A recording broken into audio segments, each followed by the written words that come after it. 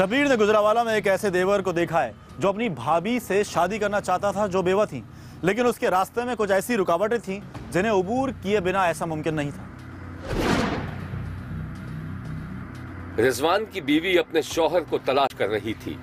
शौहर की तलाश में वो सीढ़ियां चढ़ती हुई घर की छत पर पहुंची, मगर शौहर वहां नहीं था। फिर वो तेजी से सीढ़ियां उतरकर नीचे आ गई, वॉशरूम के बंद दरवाजे को खटखटाया और फिर दरवाजे को खोलकर देखा तो शौहर वहां भी मौजूद नहीं था। रिजवान की बीवी हैरानी से मुड़ी, एक बार अपने कमरे में गई मगर रिजवान वहां भी नहीं था। फिर वो आंगन में गई जहां उसके जेठ के बीवी बच्चे रहते थे। रिजवान की बीवी अंदर दाखिल हुई तो उसने देखा कि उसके जेठ की बीवी सर पर पट्टी बांधे बेड पर नीम दराज थी। अभी रिजवान की बीवी आगे ही बढ़ी थी कि अचानक उसका शौहर हाथ में चाय की प्याली लिए किचन से निकला और अपनी बीवी से टकराते टकराते बचा। रिजवान, आप यहाँ? मैंने आपको पूरे घर में छान मारा। क्यों, खैरियत? वो मैं नीचे उतरा तो पता चला भाभी की तबीयत सही नहीं है, सोचा उनके लिए चाय बना दूं। अच्छा, क्या हुआ है भाभी को? जरा मैं भी तो देखूं। अरे भाभी, क्या हो गया आपको? और ये सर पर पट्टी क्यों बंधी हुई है? अरे कुछ नहीं, बस पूरी रात नींद नहीं आई ना, इसलिए सर फटा जा रहा था। भाभी, इतना मत सोचा करें, जो होना था वो हो गया। भाभी ये चाय चीनी देख लीजिए। कभी अपनी बीवी की भी इतनी खिदमत कर लिया करें। मुझे भी एक कप चाय चाहिए। ज्यादा फैलने की जरूरत नहीं है, मैं जा रहा हूँ। अच्छा सुने, कहीं जाइएगा मत, मैं आ रही हूँ। रिजवान कमरे से निकलने लगा तो उसकी बीवी ने उसे मानी खेज नजरों से देखा। रिजवान की बीवी की नजरों में गुस्सा भी था और हैरत भी। रिजवान ने बीवी से नजरें चुराने की कोशिश की और जल्दी से बाहर निकल गया। भाभी, मैं आपको हॉस्पिटल ले चलूं? नहीं नहीं, मैं ठीक हूँ। चलें ठीक है, मैं थोड़ी देर बाद चक्कर लगाऊंगी। तुमसे कुछ बात करनी थी, थोड़ी देर में आती हो तो फिर बात करती हूँ। अभी कर ले? नहीं, कुछ खास नहीं, बस ऐसे ही। वैसे आप सही सोच रही हैं। क्या सोच रही हूँ मैं? शरीयत ने भी बेवा औरत को दूसरी शादी करने का हक दिया है। तुम लोगों के जहनों में बस एक ही चीज़ है, शादी शादी शादी। भाई, जैसी आपकी मर्जी। चलें, मैं चलती हूँ। रिजवान की बीवी मानी खेज नजरों से देखती हुई दरवाजे से बाहर निकल गई। जब वो आंगन से होती हुई अपने कमरे में पहुंची तो रिजवान का मूड सख्त खराब था। जैसे ही उसकी बीवी कमरे में घुसी, रिजवान दरवाजे से बाहर निकलने लगा, लेकिन उसकी बीवी ने उसका रास्ता रोक दिया। रुक जाओ रिजवान, मैंने कहा रुको। बीवी हूँ मैं तुम्हारी, सब जानती हूँ मैं तुम्हारे बारे में। तुम्हें क्या लगता है तुम जो ये गंदा खेल खेल रहे हो उसका अंदाजा नहीं है मुझे? गंदा खेल? कौन सा गंदा खेल? हाँ, कौन सा खेल बोलो? बस ज्यादा जबान नहीं खुलवाओ मेरी। नहीं नहीं, तुम्हें अपनी ये कमीनगी छुपाने की जरूरत नहीं है। बको जो बकना है। मुझे मालूम है, इसमें कसूर सिर्फ तुम्हारा नहीं है, वो बेवा औरत भी बराबर की शरीक है। अरे वाह, मेरा ही घर बर्बाद करने पर तुली हुई है। बस अपनी बकवास बंद करो, और अगर एक अल्फाज भी भाभी के खिलाफ निकाला ना तो जबान खींच लूंगा तुम्हारी। अच्छा तो बताओ ना, क्या कर रहे थे तुम उसके कमरे में?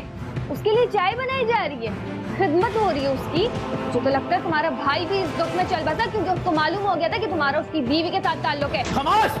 रिजवान ने बड़ी मुश्किल से अपना उठा हुआ हाथ रोका और कमरे से बाहर निकल गया।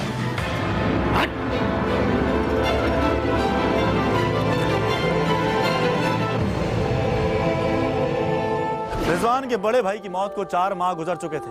रिजवान अपनी भाभी का जरूरत से ज्यादा ख्याल रखने लगा था, और यही बात थी कि रिजवान और उसकी बीवी के दरमियान शदीद बदगुमानी और तनाज़े का बायस बनती जा रही थी। फिर एक ऐसा वक्त भी आ गया कि रिजवान ने अपनी बीवी को तलाक दे दी और अपनी बेवा भाभी से शादी करने की ठान ली। शब्बीर ने एक दिन देखा कि रिजवान अपनी भाभी ताहिरा के कमरे में था और उससे अपनी मोहब्बत का यकीन दिला रहा था। ताहिरा शदीद बरहम थी। देखो रिजवान, ये नहीं हो सकता, कभी भी नहीं हो सकता। मैं मर जाऊंगा। मैं तुमसे बहुत प्यार करता हूँ ताहिरा, और अब तो मैंने अपनी बीवी को तलाक भी दे दी। मेरे कहने पे दिए तुमने तलाक? मैंने कहा था। हाँ, तुमने कहा था, तुम्हारी नाखून का था। तुमने मुझे शह दी थी। तुमने। निकल जाओ मेरे कमरे से। मैं मर जाऊंगा, लेकिन यहाँ से जाऊंगा नहीं। जहन्नुम में जाओ, तुम मरो या जियो, मुझे तुम्हारी शक्ल भी नहीं देखनी। Get out. तो ठीक है, तुम्हारे इस कमरे के पंखे से लटक के अपनी जान दे दूंगा, और तुम यहां खड़ी होके मेरी मौत का तमाशा देख लो, फिर शायद तुम्हें मेरी मोहब्बत पे यकीन आ जाए।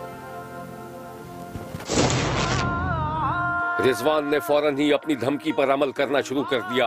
उसने एक बड़ी चादर उठाई, उसका फंदा बनाकर गले में डाला और फिर उसका दूसरा सिरा पंखे से अटकाने की कोशिश करने लगा। जैसे ही दूसरा सिरा पंखे में अटका, ताहिरा के होश उड़ गए। रिजवान पागल हो गए? रिजवान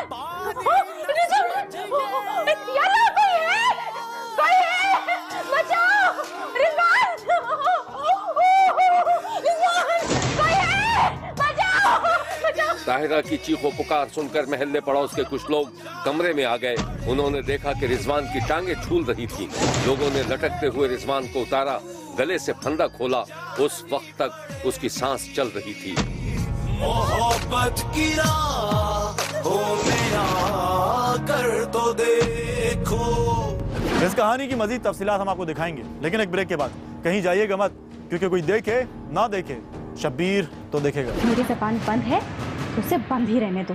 अगर अपनी खैरियत चाहते हो तो मेरा पीछा छोड़ दो। तू यहाँ क्या कर रहा है बेगैरत? मुझे बता ताहिरा, क्या बातें कर रहे हो तुम लोग? अम्मा, आपको पता है आपने एक सांप पाल के रखा हुआ है।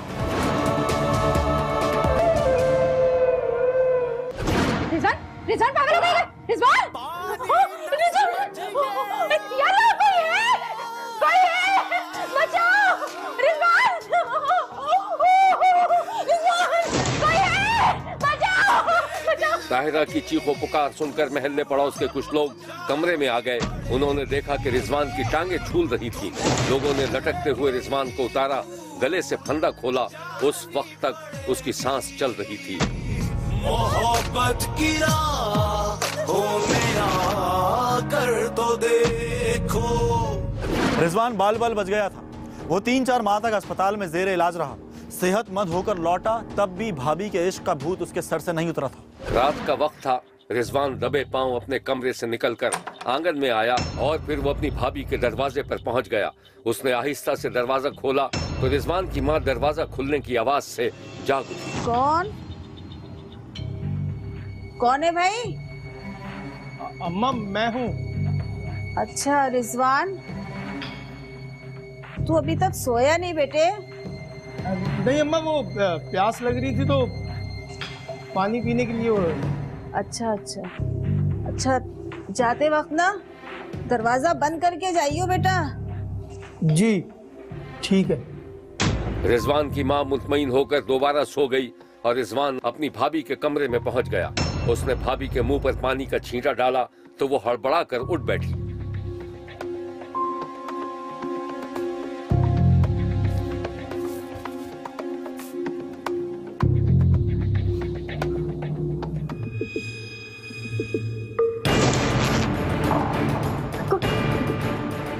तुम यहाँ इस वक्त चोरों की तरह क्यों आए हो?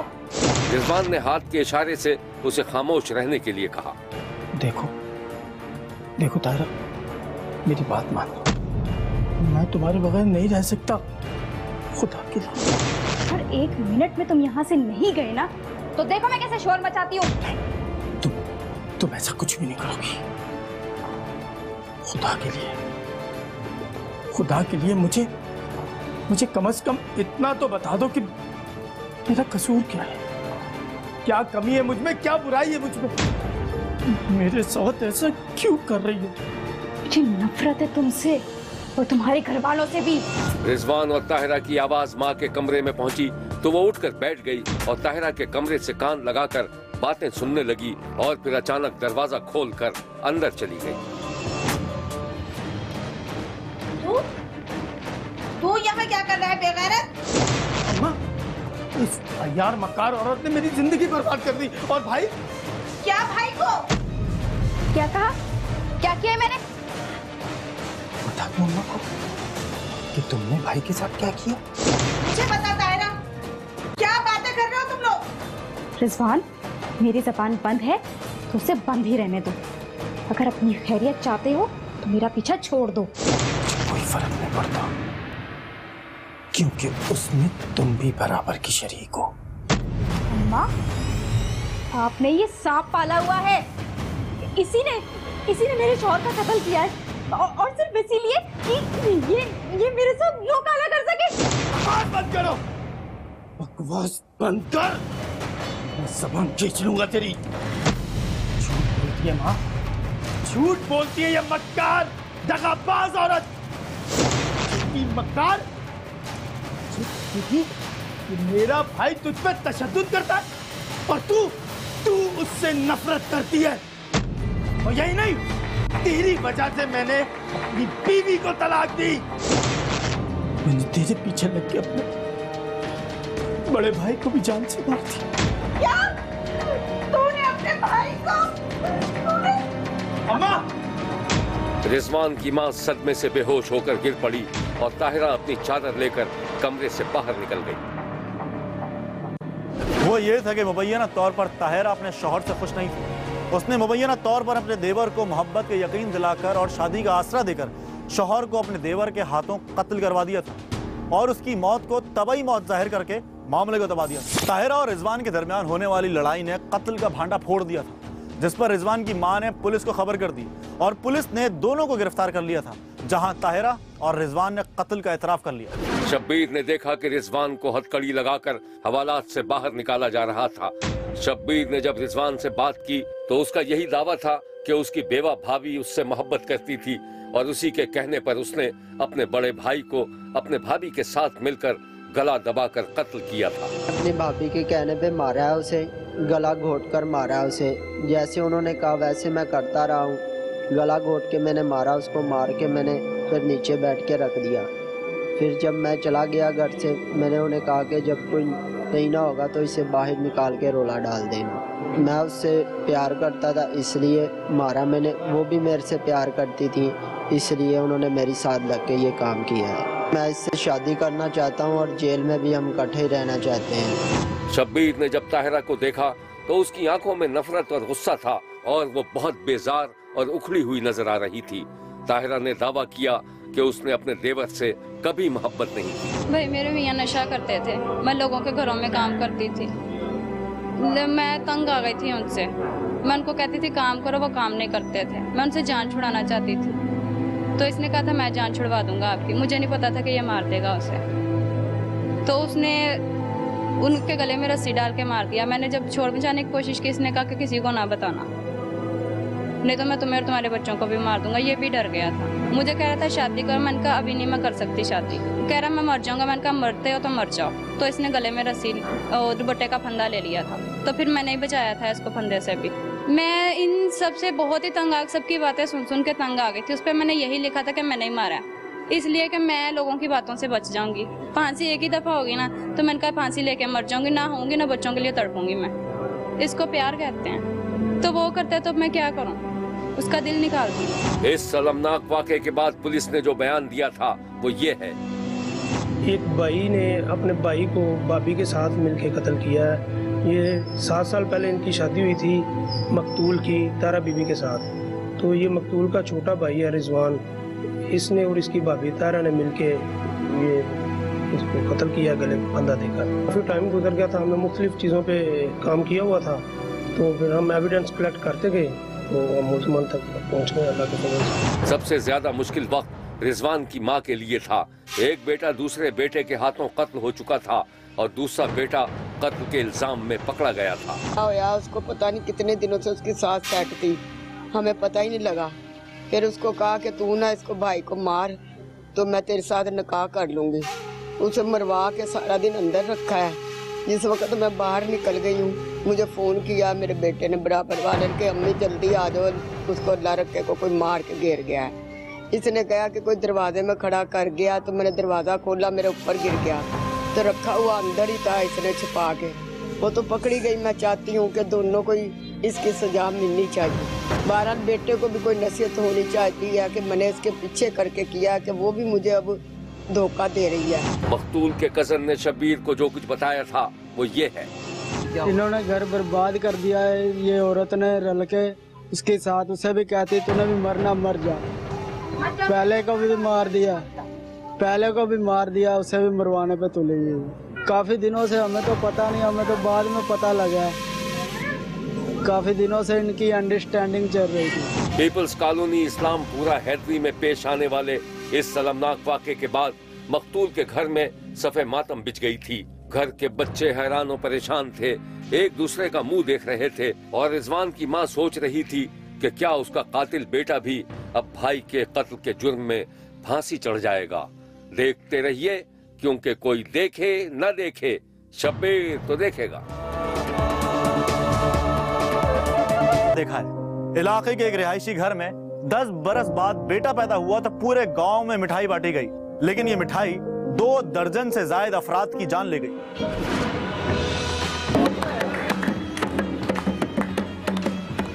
उस दिन गांव में जश्न का समा था। शब्बीर ने देखा कि घरों से 2-2, 4-4 देहातियों की टोलियां निकल रही थीं। उनमें बच्चे, बूढ़े और औरतें भी शामिल थीं। किसी के हाथ में ढोल था और किसी के हाथ में ताशा।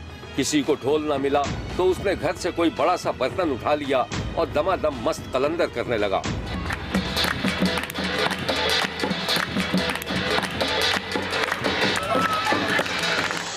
ढोल ताशे पीटे जा रहे थे और लोग उल्टा सीधा भंगड़ा डालते हुए एक घर की तरफ बढ़ रहे थे। फिर ये टोलियां एक घर के बाहर जाकर रुक गईं और फिर इन देहातियों ने दायरा सा बना लिया और अब बाकायदा ढोल पीटा जाने लगा और देहात के नौजवान, बच्चे और कुछ बड़ी बूढ़ियां भी दायरे के अंदर भंगड़ा डालने लगीं। ढोल ताशे की आवाज सुनकर उमर हयात भी अपने घर से बाहर निकल आया और उसके घर की औरतें ड्योढ़ी पर आकर खड़ी हो गईं।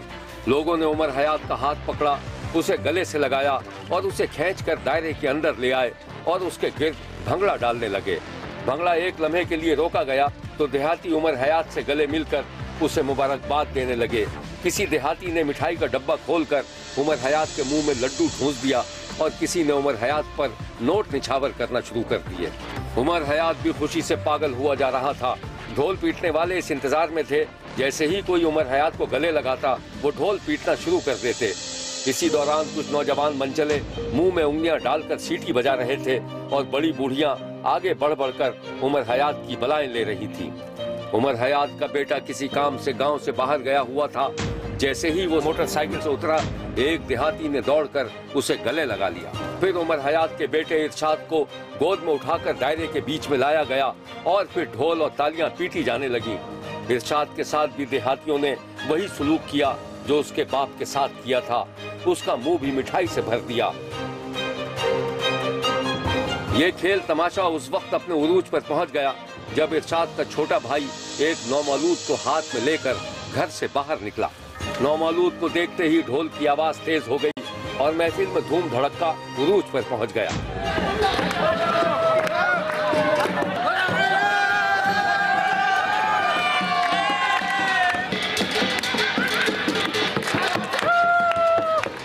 ये लैया के नवाई गांव चक 105 का मंजर था, जहां उमर हयात के बेटे अरशद के यहाँ 10 बरस बाद बेटा पैदा हुआ था और उसकी गांव बरादरी के लोग उसे मुबारकबाद देने के लिए उसके घर आए थे।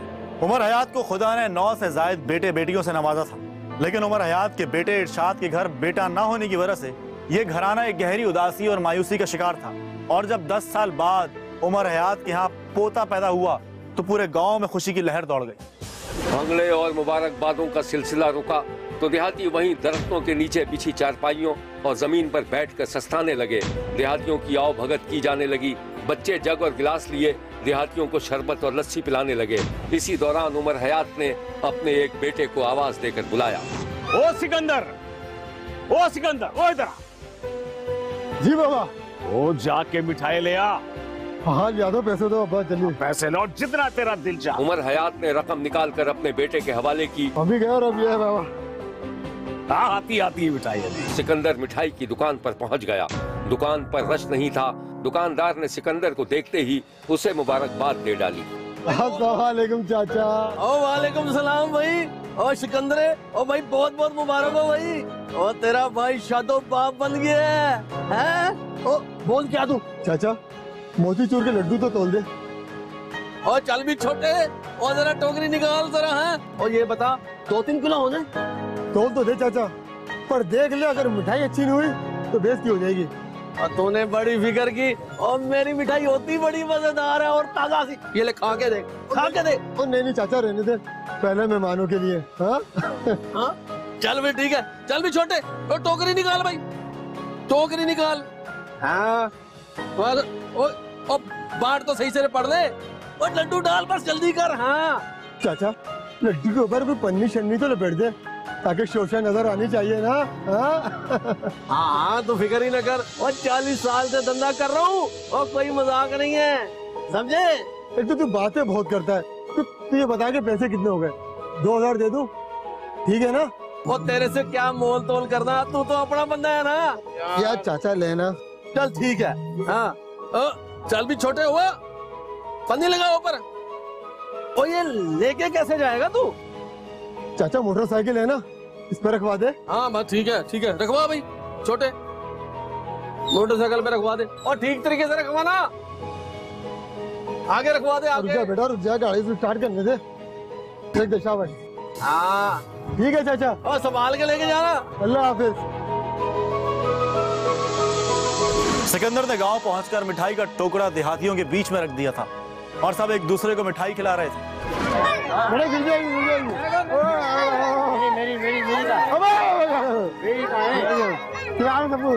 शब्बीर ने देखा कि जब एक देहाती ने नौमौलूद के दादा उमर हयात को मिठाई खिलाना चाही तो उसने ये कहकर माजरत कर ली कि वो मीठा नहीं खा सकता।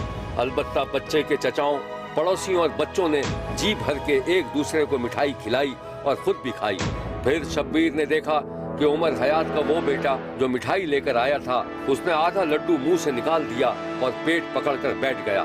सिकंदर की यह हालत देखकर उसके दूसरे भाई ने जैसे ही उसको संभालने की कोशिश की, वो खुद भी चकरा कर गिर गया।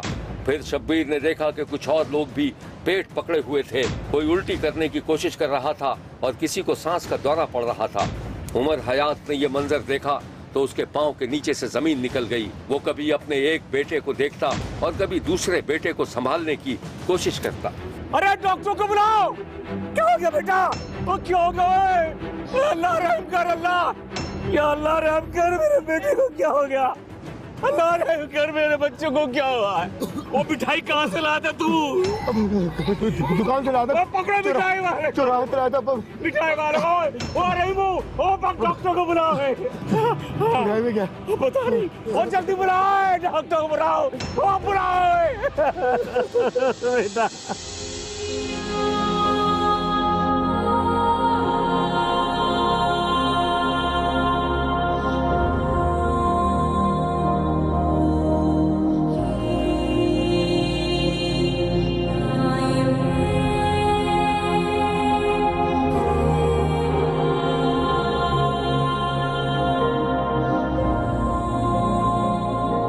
इस कहानी की मजीद तफसीलात हम आपको दिखाएंगे, लेकिन एक ब्रेक के बाद।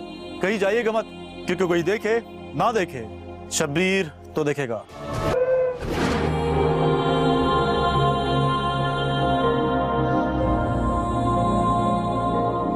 उस रोज चक नंबर 5 में कयामत सुगरा का मंजर था। मिठाई जहरीली थी, जिसे खाते ही उमर हयात के 4 बेटों और 2 पोतों ने अस्पताल जाते जाते रास्ते में दम तोड़ दिया था। वाकई की खबर जंगल में आग की तरह फैल गई थी और जब खबर मीडिया से नशर हुई तो मुल्क की फजा भी सोगवार हो गई। शब्बीर ने उस दिन देखा कि एम्बुलेंस तेजी से इधर से उधर दौड़ रही थी। अस्पताल में जहरीली मिठाई खाने वालों को तशवीश की हालत में लाया जा रहा था। किसी मरीज को ड्रिप लगा दी गई थी और किसी को ऑक्सीजन मास्क पहनाकर उसे बचाने की कोशिश की जा रही थी। देखते ही देखते 10 अफराद के मरने की खबर आ गई, जिनमें उमर हयात के 6 बेटे, 2 पोते और 2 हमसाए शामिल थे। बर वक्त अस्पताल पहुंचने के बावजूद डॉक्टर 10 कीमती जानें नहीं बचा सके। पुलिस ने दुकान के तीनों मालिकान को गिरफ्तार कर लिया था। इब्तदाई तहकीक के मुताबिक मिठाइयों में सल्फुल ऑयल नामी जहर शामिल था और मिठाइयों के नमूने फोरेंसिक लेबोरेटरी में तज्जिए के लिए भिजवा दिए गए थे। फोरेंसिक लैब की रिपोर्ट रिवायती सुस्ती का शिकार ही रही और डॉक्टर ये जाने बगैर कि मिठाई में कौन सा जहर शामिल था, मरीजों का इलाज करते रहे और देखते ही देखते ये जहर 17 अफराद की जिंदगी के चिराग गुल कर गया। गांव में हर तरफ वहशत जारी थी। गांव के कई नौजवानों ने कब्रिस्तान में डेरा डाल लिया था कि पता नहीं किस वक्त किसकी लाश आ जाए। ये नौजवान हाथों में टॉर्च लिए कब्रिस्तान में मौजूद थे। गुप अंधेरे में नौजवानों के चेहरे तो नजर नहीं आ रहे थे, अलबत्ता टॉर्च की चमकती हुई रोशनियां आसेबी मंजर पेश कर रही थीं। जहर अपना काम करता जा रहा था कि देखते ही देखते 22 अफराद के मरने की खबर आ गई, जिनमें उमर हयात के 8 जवान बेटे, 1 बेटी और 1 पोता पोती समेत 11 अफराद शामिल थे। सवाल ये था कि मिठाई बासी होने की वजह से जहरीली हो गई थी या कोई और वजह थी, या किसी ने जानबूझकर उमर हयात के साथ दुश्मनी निकाली थी। लेकिन पकड़े जाने वाले मुलजमान में से 11 साल लड़के ने इंकशाफ किया था कि उसने गलती से सल्फुल ऑयल नामी जहर के साशे मिठाई में तैयार करते वक्त मिला दिए थे। डॉक्टर सल्फुल ऑयल का तोड़ करते रहे, लेकिन किस्सा कुछ और।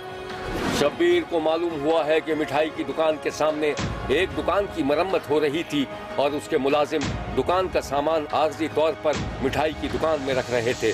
11 साल हलवाई अपने काम में मसरूफ था। वो बड़े से कढ़ाव में करछा चला रहा था और उसने पास रखे हुए साशे मिला दिए थे।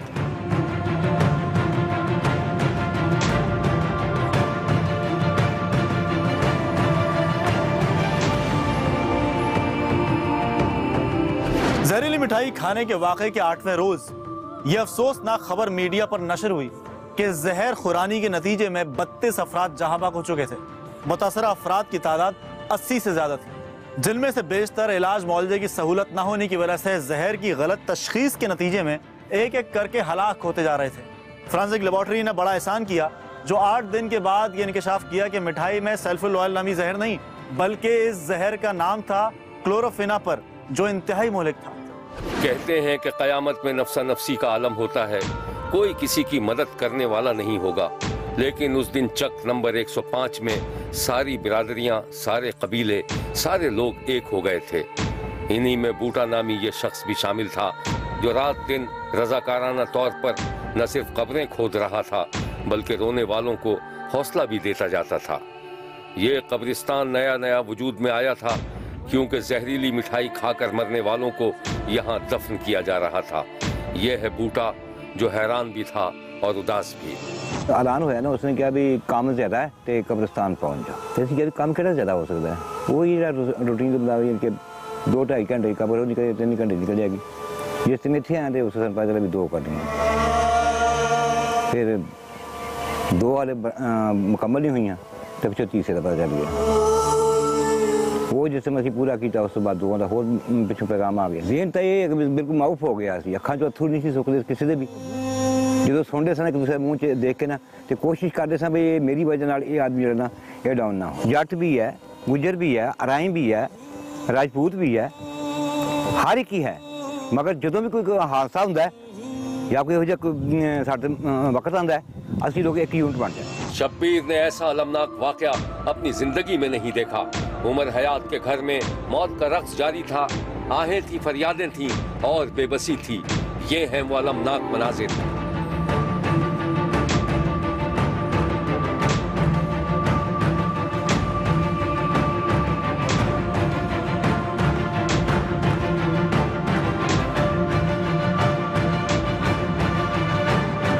ये है वो नौमौलूद जो मन्नतों मुरादों के बाद इस दुनिया में आया, तो उसे दुनिया में फुफियों, चाचाओं और बाप का प्यार तक देखना नसीब नहीं हुआ।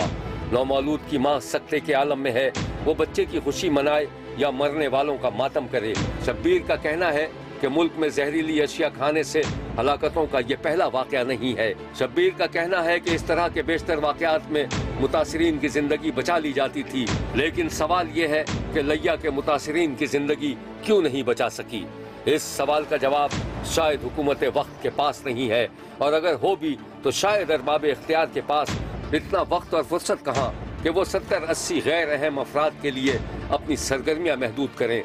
जाहिर है उमूर हुकूमत इंसानी जानों से ज्यादा अहमियत के हामिल हैं। देखते रहिए, क्योंकि कोई देखे न देखे, शब्बीर तो देखेगा। शब्बीर का कहना है कि वो देख रहा है और मुसलसल देखता रहेगा। मुल्क भर से मजीद कहानियों और उनकी तफसीलात के साथ फिर मुलाकात होगी।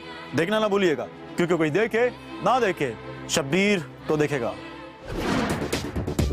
अगर आप अपने इर्द गिर्द होने वाले किसी गैर मामूली वाक़े से शब्बीर को आगाह करना चाहते हैं तो SMS करें SAB लिखकर स्पेस दें और अपना मैसेज अपने शहर और नाम के साथ 247 पर भेज दें। फैक्स करने के लिए हमारा नंबर है 021-3580-3820। खत लिखने के लिए हमारा पता है 5 expressway of Korangi road, Karachi.